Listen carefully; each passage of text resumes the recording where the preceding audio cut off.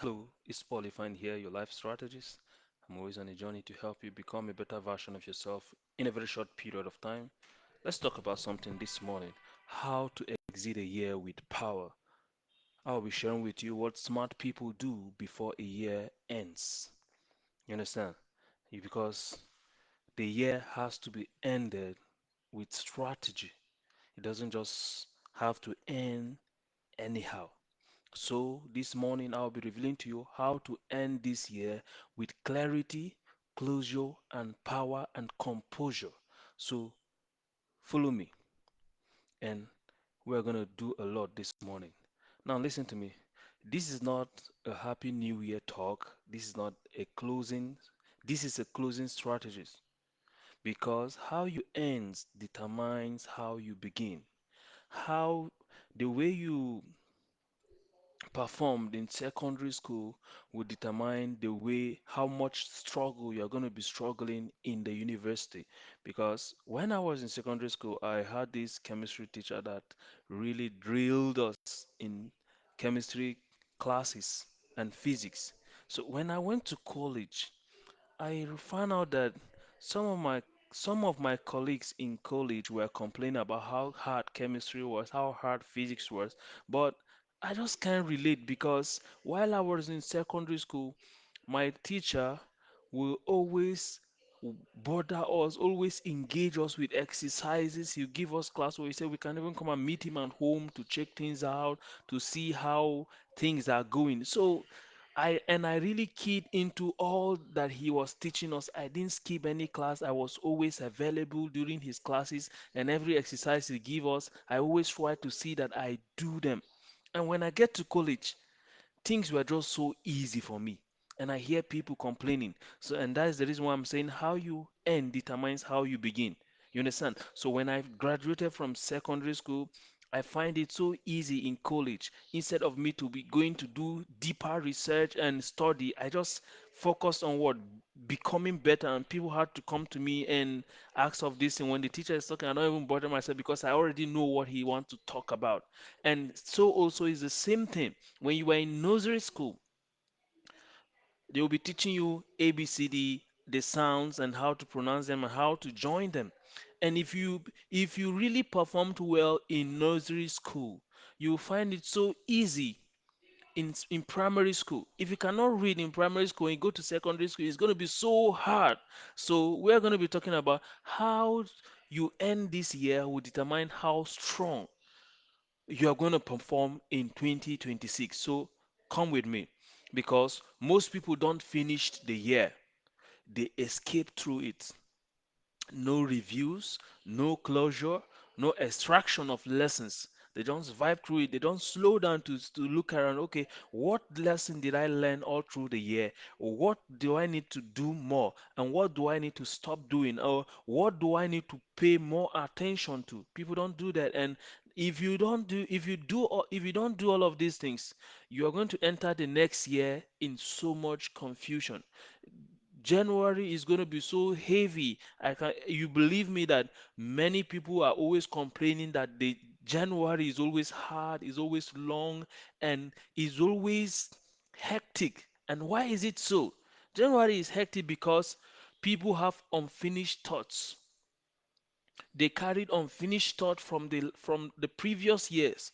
They have unresolved emotions, unprocessed failures, some challenges that they passed through in the past, some emotions, some things that happened. They have not finalized it and they entered into a new year. Jesus will say, you can't turn a new wine into an old skin. If you do that, the skin is going to burst. You understand? So you have to slow down and process your failures and process your activities, those things that you pass through, the things that you do, the things that you're supposed to do but you fail to do. You have to slow down and find out what made me not to do these things, what made me to do these things. You have to slow down and do this. So, but people don't do that. That is why January is hard. Always look hard for people. It's always hectic for people. And that is what I want to help you because all these weights will only delay you. All these weights is only going to stop your momentum. Now, here is what strategic people do differently. They don't ask, how was my year? They ask, What did this year teach me? That's the question they focus on. They try to pick lessons. So anytime you pass through an activity, anytime you pass through an experience, your focus should be, what can I learn from this? What can I learn from this issue that happens between me and this person? What can I learn from this thing that happened in my life? What can I learn? Not what, how was my year? No. How is not yet important. Just focus on picking out lessons, because life will not stop teaching you. Even if it is a mad person, there is something you can learn from it. Even if it's an animal, there's something you can learn from it. Sometimes just sit down and observe. Just look at maybe a chicken and just observe how it behaves. You find out that when you are keen enough, you begin to pick lessons from it. So that's what strategic people do. They want percenters. You understand? It's all about trying to see that you pick lessons from what happened, not just look at it and leave it that way. Because if you don't slow down and pick lessons, it is always going to be looking more like you are escaping the year. Because if you this is as it, people who escape the year ignore the year. And people who exit the year with intention, they integrate the year, they look around all aspects of their life and they take out inventories and they make adjustments, because growth happens in integrations. You pick this, you pick this, you pick this, you pick this, and join this together, and you get to pick the lessons and you move on. Because I was doing some research recently on the how Bitcoin came to be, and I was I was using ChatGPT to do that, and ChatGPT was trying to talk to me about that. He was saying like, I was like, because what ChatGPT was explaining to me about that, I was like, come on, this person must be a genius. What kind of thinking led to the production of something like that? And ChatGPT was trying to let me understand that this person has to have a very sharp understanding about psychology, human emotions, economy, finance. He gathered all this together and integrate them together and now produce what we call Bitcoin. And when you look at Bitcoin, it is just so difficult for someone to cheat in Bitcoin. If you don't work, you can't have it. That is how Bitcoin works. It's not just like our cash, our money in the country, whereby if there are if there are limited amount, the government will just print out money just like that. But because we have to understand that money is given, or money is gotten by giving out value. If we don't give out value, you are not expected to have money.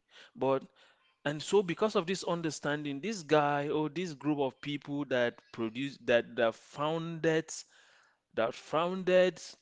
Bitcoin did all these things. And I was like, wow, that was great. And can you begin to see that here? If you want to be the 1%ers, you want to be special, if you want to be great, you want to be those people that are being admired, you have to look at all the aspects of your life, your relationship, your family, your finances, your spirituality, these aspects of your life. You have to look at them and now learn the lessons from them and now integrate them together and pick the lessons. Then you learn that picking that lesson means learning something about yourself and then moving on. It's not about trying to say you are bad. You are, no, it's not about, it's all about being better than you used to be. Now, if you want to end the year in power, there are some things that you need to do. The number one thing you need to do here is you have to name the season. Every year has a role. Are you building in 2026? Are you breaking in 2026? Or are you refining? You have to clarify, because clarity brings peace. You have to know exactly what you want to be doing in the year. When I talk about building, I don't mean house. You can be building a business, you can be building your relationship, you can be building something, not necessarily a house, but what are you doing? Are you breaking the year, or you're trying to cut out some relationship in your life? You're trying to cut out some things in your life, or are you refining?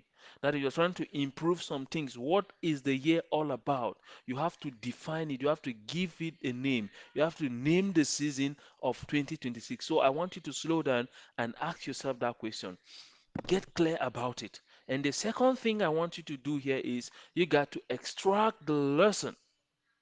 Did you lose or did you gain? because losses are not waste. Unprocessed lessons are waste. It's not about losing or something. Yeah, you lose, but it becomes lost when you don't slow down and pick the lesson from it.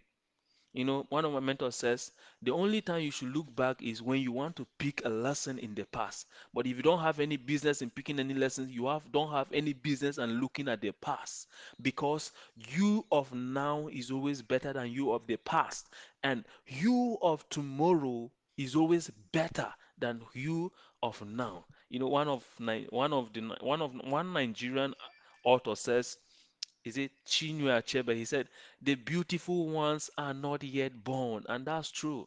It's just true. So what you don't extract, you repeat. So after you have named the year, the past, the 2025 and 2026, you have to name, you now extract the lesson from 2025. What did you learn in 2025? You got to pick the lessons out. That is the second thing you need to do. The next thing you need to do here is you have to close emotional loops. Forgive where needed. Release expectation. Let go of resentment because open loops drains you. You have to settle the things that are in the past and leave them in the past. You got to release expectations. Yeah, I set a goal to achieve some things in 2025 and it didn't come through the way I expected it to.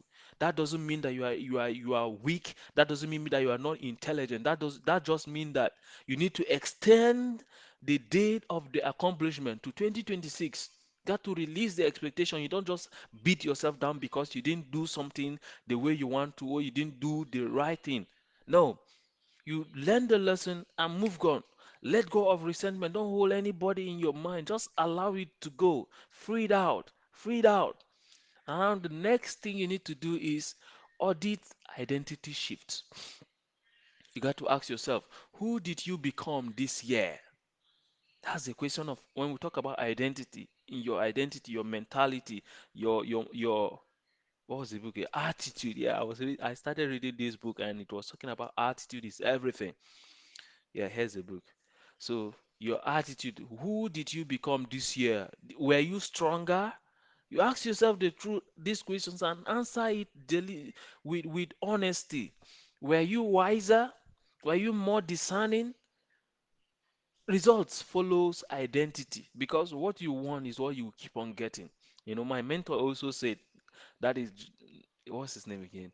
Tony Robbins. He said, raise your standards and the world will meet you there. What you don't like, don't accept. What you don't need, refuse it.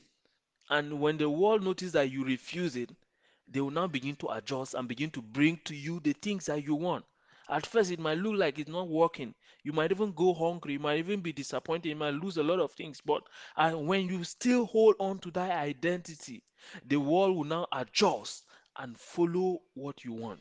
So ask yourself, what did you become this year? Were you stronger? Were you wiser? Were you discerning? Just ask yourself and tell yourself the truth. You don't have to lie. You don't have to do it. It is between you and you. Because if you don't get this thing right, the future might be difficult. That is why you need to slow down and do all of these things. Take the time and ask yourself these questions and genuinely answer them. In fact, I've already designed an audit that you need to take for the end of year. So at the end of this live session, I'll be dropping the link here. You check it out. There are a lot of questions that I asked. You answer those questions for yourself and make the necessary adjustment that you need to do and move on with your life because life is beautiful. You get it? Life is beautiful. Life doesn't have to be hard. It's just that we humans have now decided to make it hard, but it doesn't have to be hard. So that's the next thing you need to do. After you focus on your identity, then you now go to the fifth thing. You have to decide what will not continue. Okay, so, all right. Alpha, go ahead, me, I beg.